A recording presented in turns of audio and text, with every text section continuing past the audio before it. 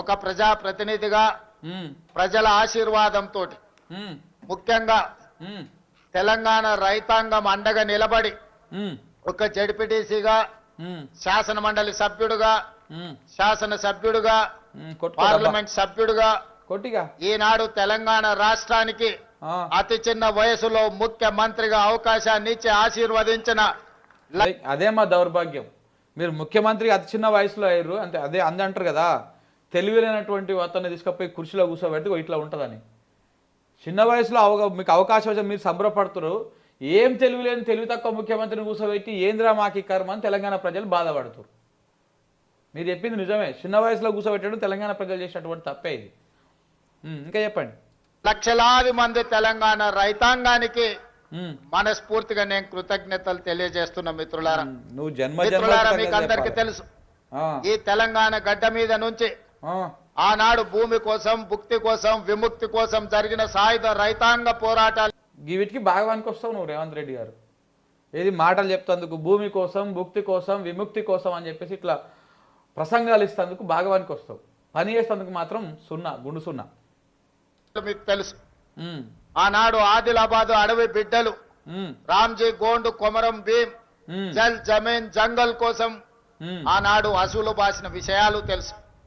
ఈ తెలంగాణ మొత్తం, ఈ తెలంగాణ చరిత్ర పుటల్ని అసలు ఈడ రాజీవ్ గాంధీ ఫోటో చూపిస్తురా. అసలు ఈ రాజీవ్ గాంధీకి తెలంగాణకి ఏం సంబంధం చెప్పండి? ఎందుకు తీసుకొచ్చి పెట్టిరో ఆ రాజీవ్ గాంధీ బొమ్మనాడ తెలంగాణ సెక్రటరేట్కు ముందుగా అక్కడ తెలంగాణ తల్లి విగ్రహాన్ని పెట్టాల్సిన చోట రాజీవ్ గాంధీ బొమ్మ పెట్టిండు. తెలంగాణ తల్లినేమో లోపల తీసుకుపోయి ఎవరికి కనపడకుండా, లోపలికి పోతే కానీ కనపడకుండా, అది కూడా ఐడెంటిఫికేషన్ అవ్వకుండా లోపల పెట్టిండు. బయటనేమో రాజీవ్ గాంధీది పెట్టిండ్రు. అసలు తెలంగాణ ప్రజలు బీఆర్ఎస్ వాళ్ళు మేము అధికారంలోకి వచ్చినాక తీస్తూ ఉంటారు, కానీ ప్రజలందరూ ఒకసారి ఏకమయ్యి ఆ బొమ్మ కథ ఏందో చూస్తే మంచిగా ఉంటుంది. ఆ బొమ్మ ఎందుకు తెలంగాణలో గాడ సచివాలయం ముందు దేనికి పార్టీ వాళ్ళ బొమ్మ? అలా తెలంగాణ అటువైపు ఈ బొమ్మకి వెనకాల అమరజ్యోతి ఉంటుంది. తెలంగాణ అమరవీరులకు జ్ఞాపకంగా పెట్టుకున్నటువంటి అమరజ్యోతి ఉంటుంది.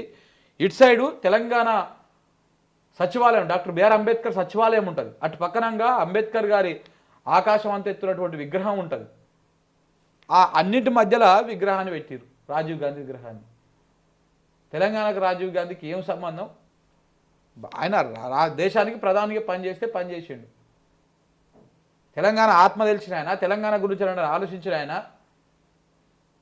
ఇందిరాగాంధీ తెలంగాణ బిడ్డలను 360 మందిని పిట్టలను కాల్చినట్టు కాల్చి చంపినటువంటి వ్యక్తుల కుటుంబం మీద ఇలా తీసుకొచ్చి ఆడ పెట్టి తెలంగాణ అక్కడటువంటి అమరవీరుల ఆత్మలు ఘోషిస్తున్నాయి కావచ్చు. ఒక్కసారి పరిశీలిస్తే భూమి చుట్టూనే మన పోరాటాలు, భూమి చుట్టూతోనే మన త్యాగాలు, భూమి చుట్టూతోనే మన జీవితాలు. భూమితో బుడిపడ్డ జీవితం మన తెలంగాణ రైతాంగ జీవితం. అవును, ఇవాళ అందుకే ఇవాళ భూములు లేకుండా చేస్తా ఉన్నావు, ఆ భూములు సాగు కాకుండా చేస్తా ఉన్నావు, రైతును ఆగం చేస్తూ ఉన్నావు.